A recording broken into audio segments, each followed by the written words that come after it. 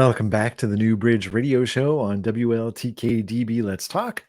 I am your host, Kevin Mackey, and we are connecting you to what's next in your life.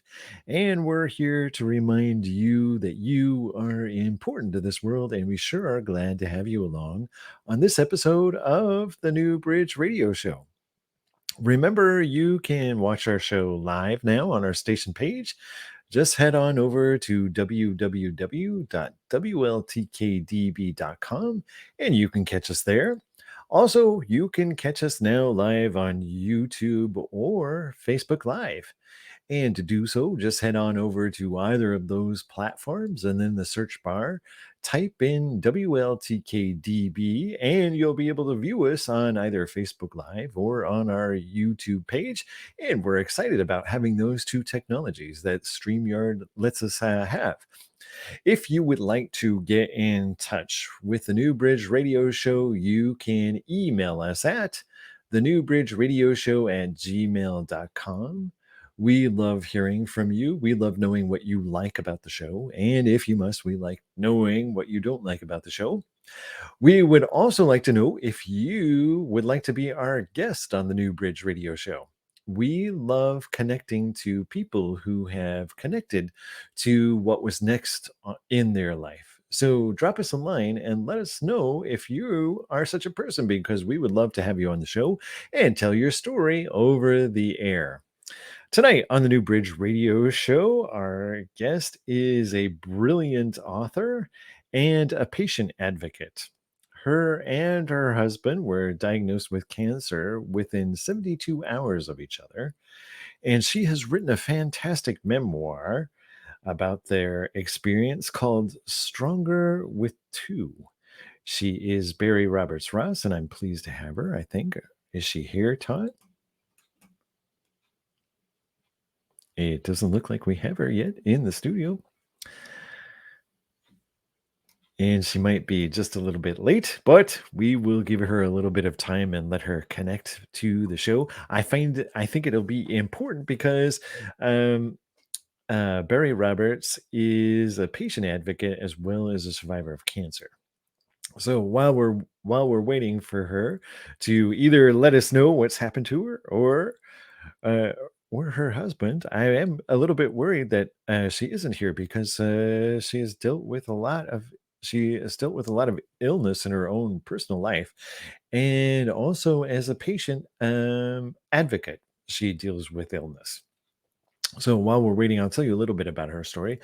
Her and her husband were in their middle age years, and they were both on their second marriage.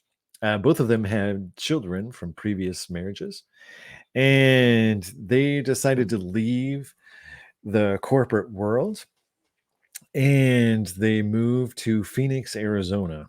Barry and her husband, and they had been married for about 6 years when they moved to Phoenix, Arizona, and they moved to they moved there and they started a restaurant in Phoenix because there was no seafood and no great seafood restaurants in Phoenix. There was a lot of Mexican restaurants there that people could choose from.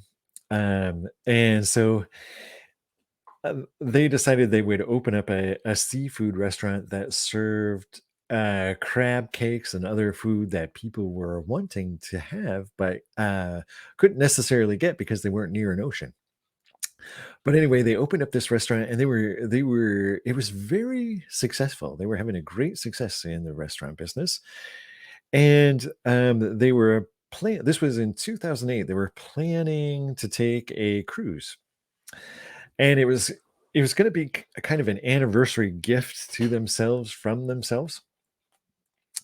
And all of a sudden, Barry's husband, Charles, just started feeling exhausted and tired, and he could not uh, keep his energy up, and he was very sick. So he ended up going to the doctor at Barry's insistence, and his doctor did some tests, and they started to think, well, this might not be, this could be a form of leukemia that you have. And he was scheduled to go in for a biopsy. And while he was talking to his doctor, he looked at his doctor and he said, "You know what? I have noticed that my wife, Barry here, has a lump, a very hard lump, just below her right ear." And Charles' doctor said, "Oh, let's take a look." And so they took a look at the lump behind Barry's ear and decided that it was severe enough they probably should investigate it. So they took a look at it uh, and started to do some tests on Barry, and they discovered that she also had a rare cancer, a rare throat and neck cancer. And so they did a CT scan and they did X-rays and confirmed that she had a very rare form of neck and throat cancer. And I kind of wish she was here to tell this part of the story because this is interesting. She went into her doctor to get a diagnosis, and um, the doctor said, "Yep, we have confirmed you do have a positive diagnosis. You do have cancer." And the bad news is, the number one cancer doctor or oncologist in this area doesn't take your insurance. And Barry just sat there and listened to the man. And he's like, "So I looked at the second best oncologist here in Phoenix, and the second best oncologist also doesn't take your insurance." And Barry is listening to this doctor and thinking, "Okay, well, you haven't addressed. I don't care about the insurance. That's not really what I'm worried about. What I'm worried about and what I want you to answer is what are we going to do about it? What are we going to do for Barry?" And the doctor said, "Well, I did look up another oncologist here in the Phoenix area, and I don't know anything about him. I don't know how well rated he is, but I figured I would at least give you a name." And Barry, I can understand her frustration, at that point, because I think we have all had this kind of frustrating experience dealing with the medical system as it is. It is very complex. And I know that I touched on it before in previous broadcasts of the New Bridge radio show. There are a lot of us that have healthcare insurance, and it can be pretty tricky finding what doctor to go to, what kind of tests you can take, what's covered, what's not covered, what you have to pay a copay on. It is very, very complicated.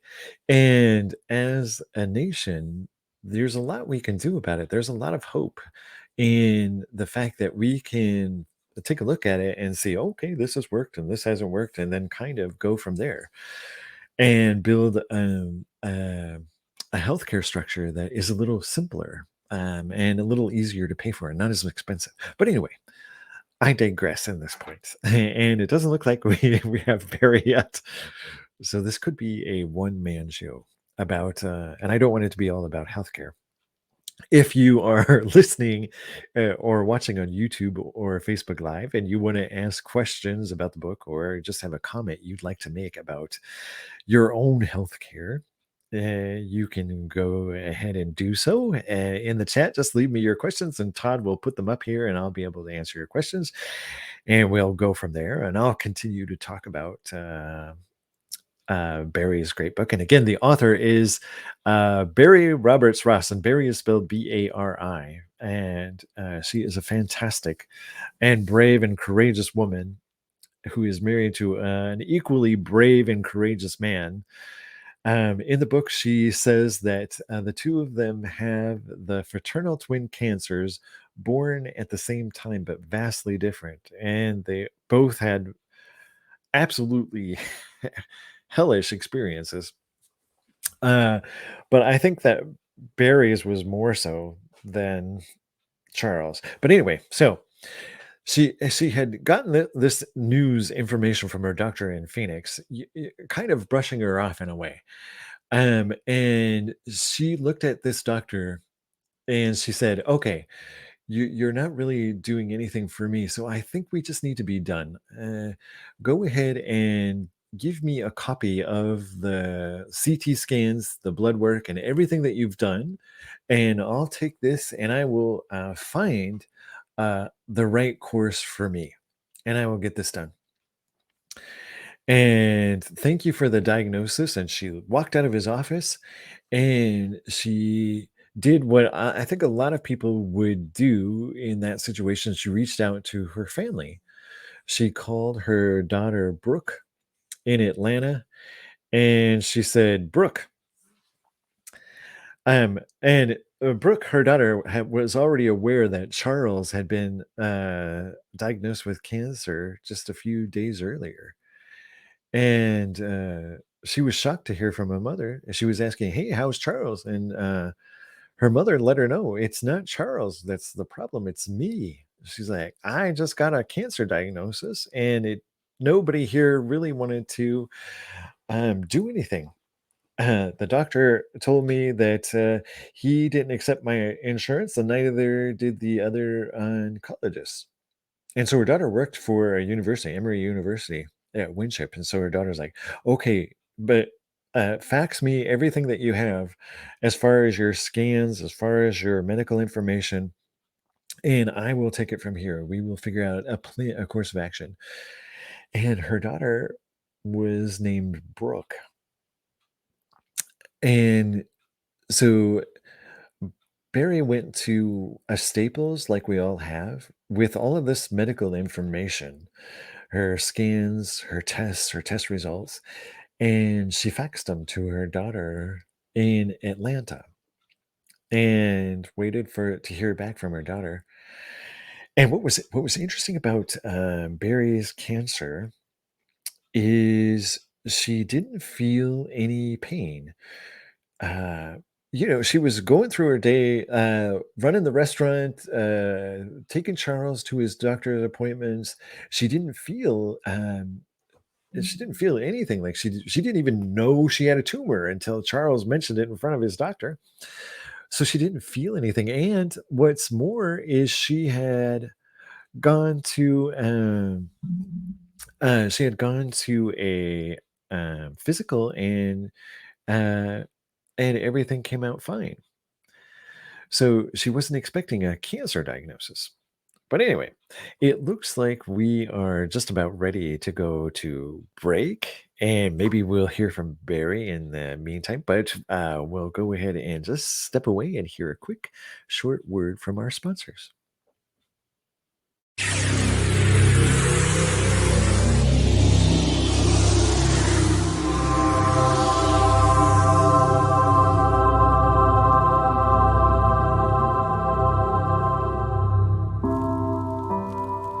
Sunday, October 24th, the 2021 Statler City Psychic Fair in Buffalo, New York. Come out and meet psychic medium and host of School Through Spirit, Diet Renee, and spirit medium and host of the Ghost Finders, Rob Thompson. Diet Renee is a renowned psychic medium, medical intuitive, and master teacher of psychic mediumship development. Hailing from Wisconsin, Diet trained under world-renowned psychic Lisa Williams. Spirit medium Rob Thompson is one of Diet's mediumship development students. He is the host and executive producer of America's longest-running indie paranormal TV show, The Ghost Finders, on Amazon Prime, Apple TV, and Roku. He has made guest appearances on other shows including Discovery Channel's Paranormal 911 and A Haunting, and teaches paranormal research at the Los Angeles City College. Come and meet these two superb mediums together on stage for live gallery readings.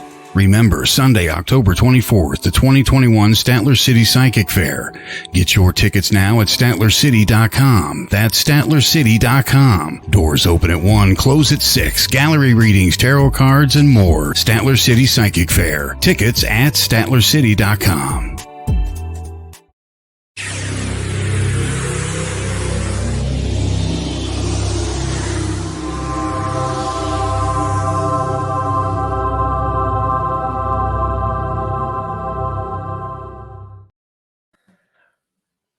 Back to the New Bridge Radio Show on WLTKDB. Let's talk.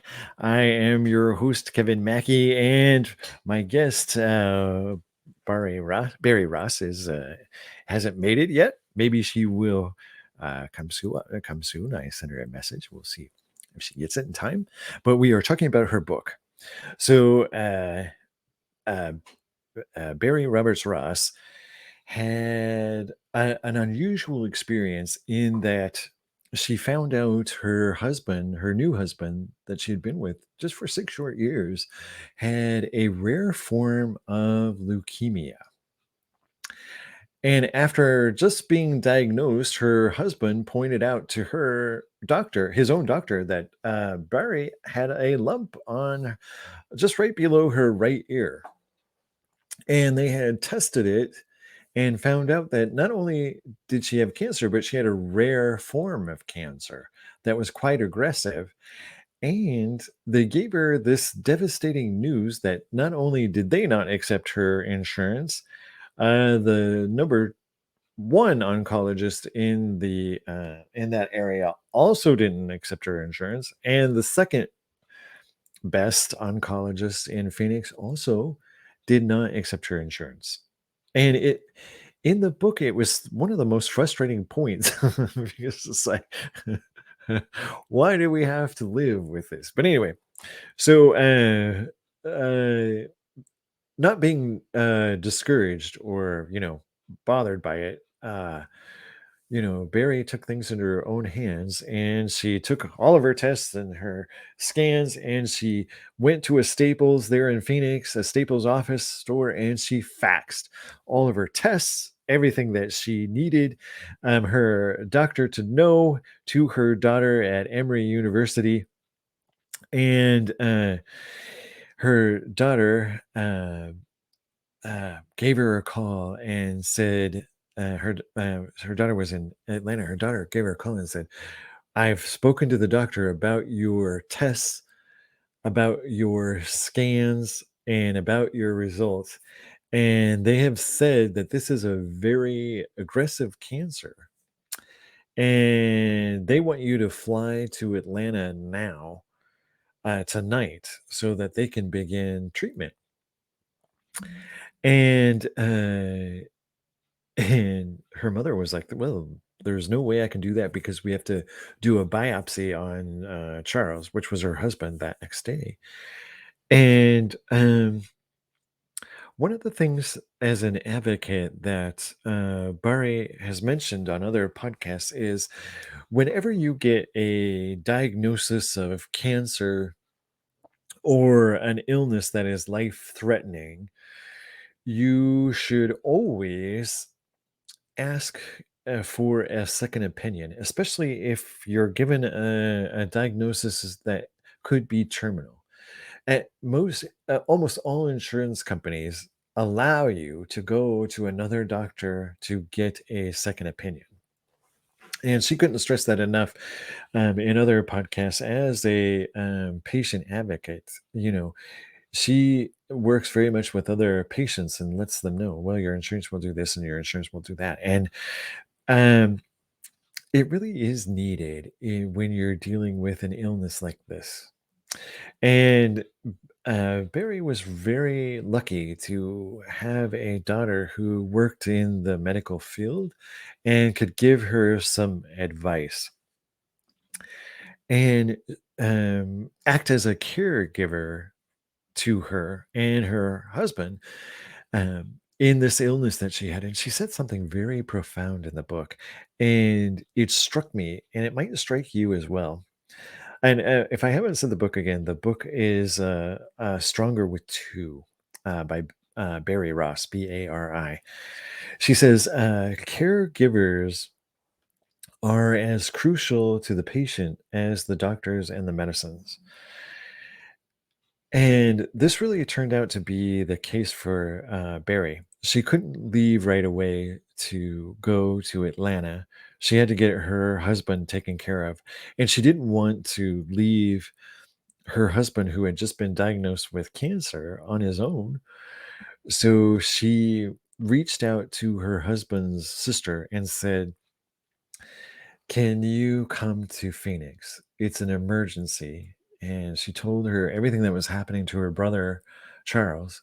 And she told her sister-in-law her own cancer diagnosis. And most people, never have to deal with something like this, having either their spouse or someone close to them sick with cancer at the same time. It's just such a rare thing. And when uh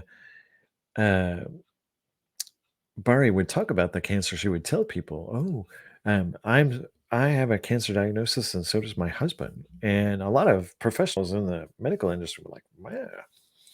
But anyway, so the so Charles's sister decided to come to Phoenix to take care of him so that Barry could go to Atlanta, be with her daughter, and go to a cancer hospital there in Atlanta to try to uh, see about treatment and finding a doctor and getting things put together. Oh, hang on just a minute. I got a message. This could be Barry.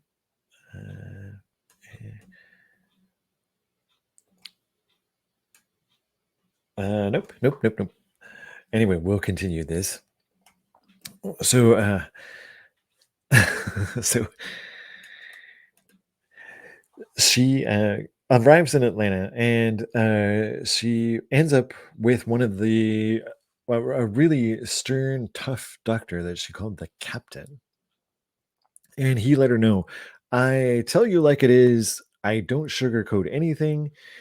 And he said, "We've got to take a look at the tumor, and we've got to see how far we've progressed. We've got to see if this is what our treatment options are." And so Barry is in Atlanta with the captain, this captain of her recovery, of her treatment, and her healing. And she um, uh, learns that her tumor is a stage 4B tumor, which means that not only is the tumor on her neck cancerous, but the cancer has also spread into her lymph nodes, into the rest of her body. And so it was a very dangerous situation for a cancer patient to be in. And not only that, she was also having to deal with her husband and make decisions with him. And here they both are in 2000, October of 2008, October and November, and just having the worst news that they could ever get. And it's beautifully told in the book, Stronger with Two. It's just an unbelievable time for the two of them. And Barry decides that she really needs to have Charles in Atlanta so that he can be taken care of, and they can work on his cancer, because they've decided that he has to have, and this was incredible. He had to have very, very aggressive treatment. Like, he had to have blood transfusions. He had to be in the hospital for treatment for 23 and a half weeks. So a long time for him. So they decided to get him to Atlanta to Winship so that he could do his cancer treatment as well. And so they were both in Atlanta staying with Barry's daughter and husband and granddaughter. And what was interesting in the book is Barry's little granddaughter had a pit bull dog called Langston. And what was interesting is Barry, moved into the guest room in her daughter's house, and the pit bull, Langston was his name, sensed that there was something wrong with Barry, and would lay down at her feet, and was constantly by her side. And the whole time Barry was there in the house with this life-threatening illness, this dog, Langston, this pit bull dog, would constantly be with her.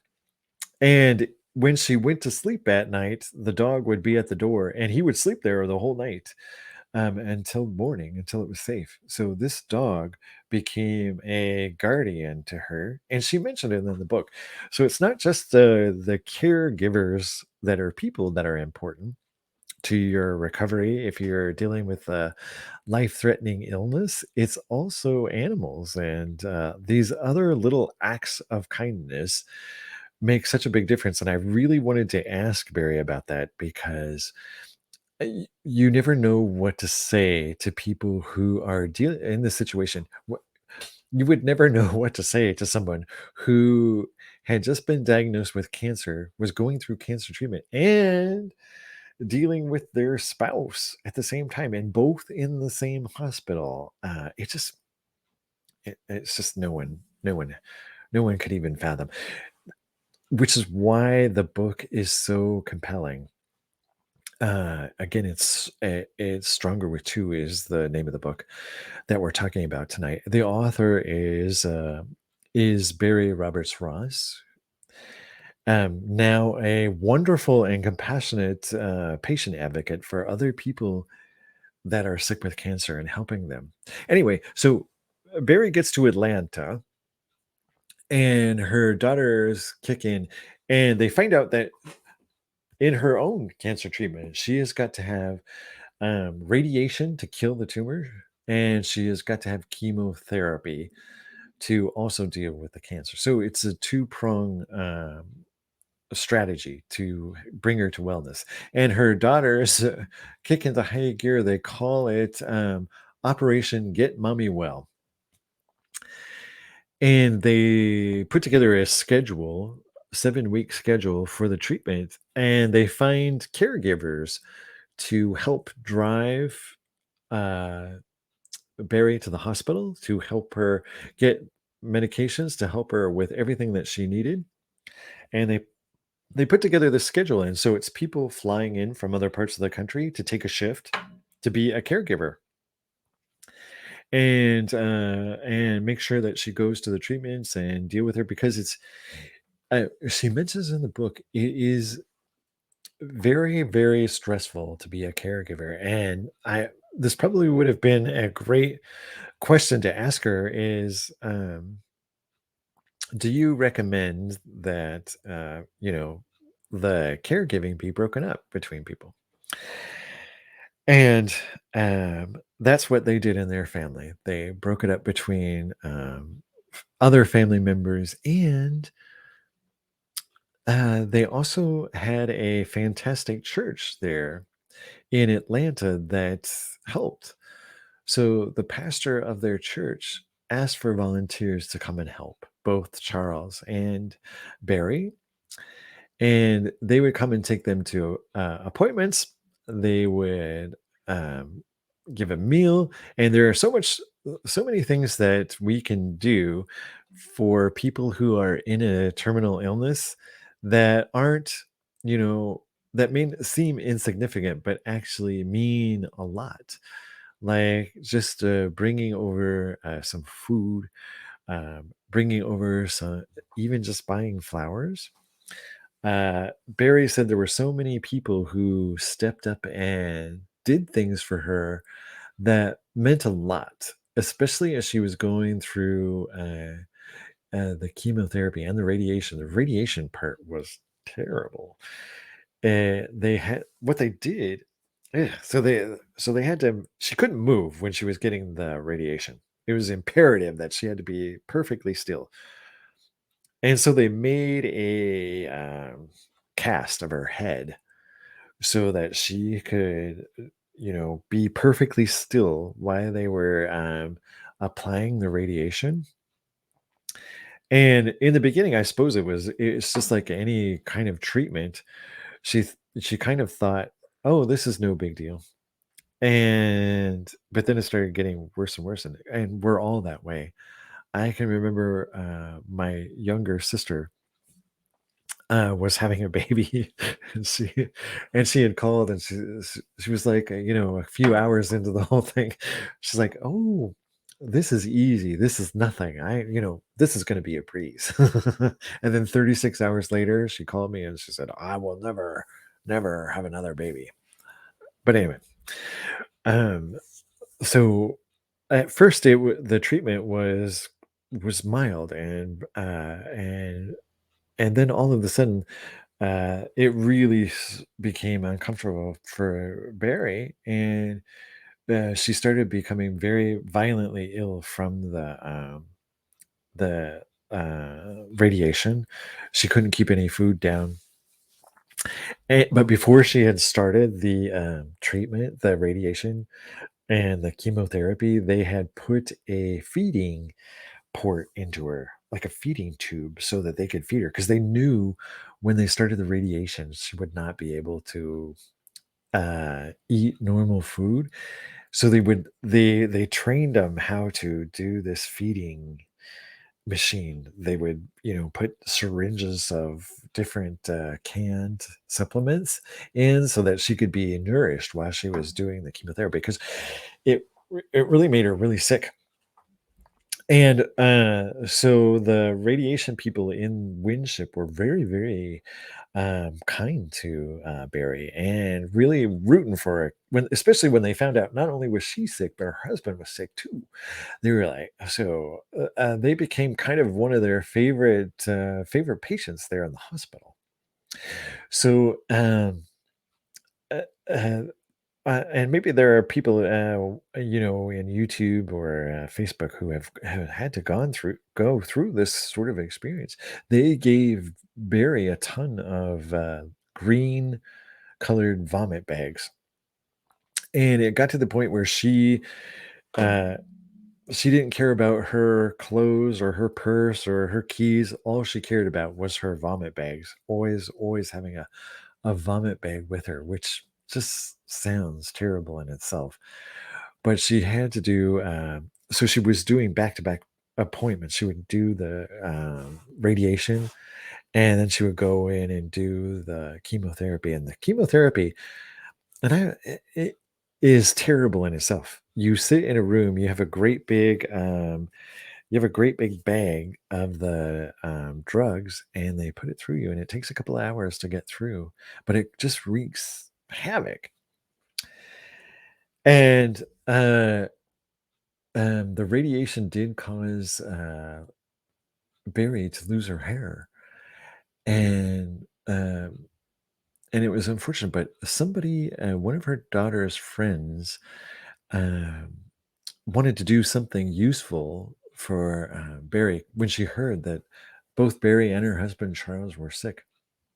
They wanted to do something. She wanted to do something useful, so she went shopping and she found uh, uh, dozens and dozens of beautiful scarves, beautiful headscarves, and she wrapped them up and gave them to Barry, knowing that she had this terrible tumor that was growing on the back of her neck, and she also didn't have any hair. So she gave her the scarves so that she could kind of be wrap them around herself and be kind of incognito out in public. And it was such a warm gesture that Barry thought it was an angelic move. And there's probably a lot of people who have been in the same boat dealing with life threatening illness. And there's been someone that has come along and given them a beautiful, gift like that has meant the world to them. And I wanted to ask about that. And maybe people can comment in YouTube's, but if you're that sick, what is the one thing you hate people to ask about? I mean, there must be something that is, that you just don't want to hear. And as Barry's treatment went on, uh, further and further, it started to take its toll on her body. One thing that happened is her swallowing. She couldn't swallow anymore because her muscles in her throat had atrophied a bit. And it was her. She had looked at her tongue in the mirror at one point, and it was just black because of the radiation, because there was so much coming through there to kill the cancer. Mm. And uh and it was very, very painful. So it got to the point where she was in distress because of the pain. She could think of nothing else, and she went to the captain of her um, uh, oncology team, and said, I can't do this. This is just too much pain." And so they had to admit her to the hospital. And they actually have pain specialists that help with managing pain and helping people who are in duress, really deal with the onslaught of pain and monitoring it so that they don't become addicted to this pain, to the pain medication that they have to give you. So to keep your body in check and keep you from checking out, really. So they finished the radiation on um, Bari's neck, and her throat is just ruined. It's just taken a huge toll on her. And she says in the book, "I felt as though my words were useless. No one could understand what I was feeling since it hurt so much to talk. I wouldn't even bother talking to people." She was in that kind of extreme, and and it was just such a terrible, terrible ordeal. So she's doing that, and not only was she doing that, her husband was also going through his own hell, and he eventually started helping her as she was struggling with radiation and chemotherapy, having just done it himself. And uh, she ends up becoming cancer free, as does her husband Charles. After all of this terrible, terrible mess, they were old enough. They were lucky because they were old enough that they were able to apply for Social Security disability so that they could collect, Social Security, uh, because they had to give up their restaurant. They had to let all their employees go. They had to basically leave in such a hurry. They left their apartment, basically, had to abandon it. They had, people and friends come in and box up some of their belongings, and it was such a terrible time. They didn't like Barry didn't feel like whether or not she was going to live, or and so she just told her friends in Phoenix that were packing up this stuff, do whatever you want. If there's anything that you want to keep, just go ahead and keep it. And one of their friends in Phoenix took a lot of their belongings and took the time to carefully look at it and see if it was something that might mean something to them, and just very carefully packed up all of the things they thought were meaningful into boxes. And this friend of Barry's stored boxes and boxes and boxes of their things, their belongings, for years in her own living room. And, she was talking about angels and how people do these angelic acts. And maybe this friend didn't have the opportunity to,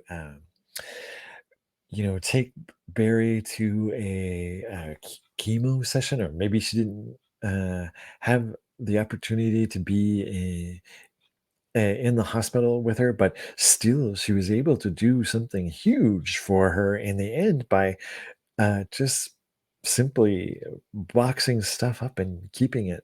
And they were so touched by her care and by her willingness to help out in such a extreme way. So even though we can't maybe be a there in the thick of the care, we can certainly be helpful in other ways. Um, and Barry even says that in the book. She says sometimes caregiving requires skills other than feeding and tender care. Sometimes it needs a strong voice and a determined heart. And that is true. And she was lucky enough to have a friend that was that way. But you know what? Something really happened to uh, Barry that I want to mention. Barry had finished all of her treatment, and she had had surgery on her neck to remove lymph nodes. And they had, completed the surgery, and she had gone home, and she was with Charles, her husband. And all of a sudden, she started feeling really sick. She was running a really high temperature, and she woke Charles up, her husband, and she said, "We've got to go to the hospital. You've got to take me to the emergency room. Something's wrong. I don't feel good. I don't feel right." And Charles took her to the emergency room, and she was examined by the interns, like the resident interns. And they're like, "Well, we don't find anything wrong with you. We think you're fine. We're just going to send you home." And she's like, "No, I feel like there's something wrong." And and they were like, "Well, Miss Ross, we have tested you and we can't find anything wrong. Why don't you go home and get some sleep, and just give us a call if anything changes?" And she's like, "I want a real," she said, I don't know if she said it this way, "I want a real doctor to look at me because there is something wrong." And they called the captain. You remember the captain that was in charge of her cancer treatment?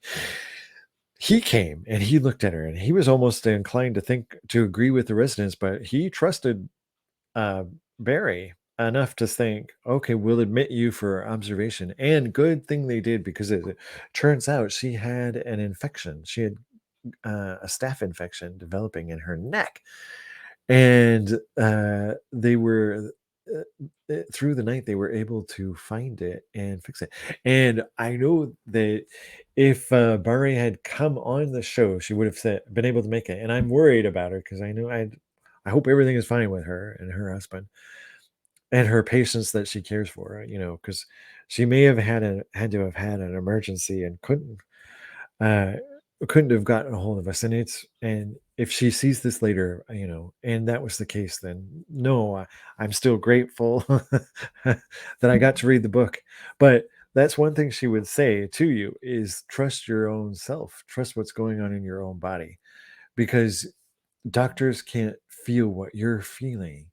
And tell your doctor everything. Tell your doctor everything that you're feeling. Don't be embarrassed about any sort of pain that you might be experiencing, or any symptoms. Tell your doctor everything. Let him know, "Oh, I've got a pain here. This doesn't feel right. I'm achy. I am chilled." Tell your doctor everything, because she would not say no. She told her doctor, "This is what I feel. This is what I'm feeling." And it really probably saved her life. She would not go home. And she trusted herself and her body enough to uh, make that decision for herself and be her own advocate. Basically, from the beginning, the beginning of her journey, Barry, had to take things in her own hands, because her doctor in Phoenix wasn't saying anything. "Well, how does that help Barry?" Well, here's a plan on how we're going to cure you. It was just a bunch of talk of insurance, like, "Oh, your insurance doesn't do this, your insurance doesn't do that." And what she really needed to know is, how are we going to fix this? How are we going to make me better? Because all you're doing is talking insurance and I don't hear. Um, I'm going to save you, or I'm going to help you. And anyway, the book is amazing, and it is quite a journey as you go through it. Uh, y- when you read it, and you can find it on Amazon, you can find it in the Kindle version on Amazon, which is what I did. You can find it, and definitely it is a page turner.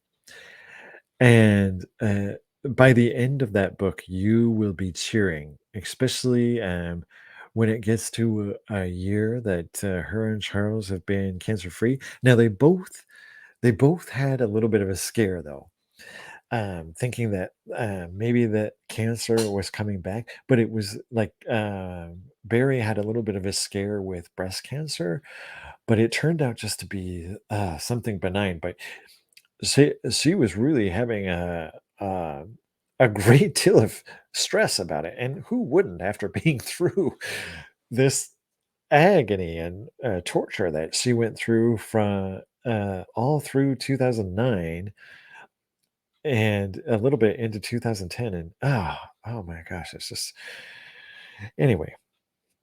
So her and Charles eventually started becoming involved in survivors groups and talking to other survivors. Charles, even the husband who survived a rare leukemia, he started doing 5K runs with his oncologist, with his doctor. And he won, like, he did really good, like, he came in, like, 1st and 2nd place in these races, for a man that was, like, near on, death's door. That was an amazing thing, for him to accomplish after, having overcome cancer. And he was and there were so many people that had been with those 2 as they were going through this journey that anytime they saw them in the, oncology, they'd be like, "Is everything okay?" "Are you okay?" And it was, they had so many people rally around them, which was another really important part of the book because sometimes there are people who have no one to go through this with that are on their own, either a lack of family or a lack of resources, and it's really important if you're going through this to reach out some way or to reach out to those that are in a situation where they are dealing with um, a terminal illness. And there are a lot of advocates out there that are just like Barry, that know the medical system, that know what you need to ask, that know questions that you need to be asking your medical professionals. And it's important to seek them out because, like Barry said, it's not just doctors that are going to help you. It's not just the medicine that's gonna help you, it's the caregivers around you that also are gonna help you recover, not only from, terminal illness, but from illness in general. It's good to have that kind of support structure in your life. Maybe it's you're a good friend if you don't have any family in the area, but it's something to be mindful of um, to have those resources when you need them in a time in your life when you might be on your own, and to kind of think about those things because it is important.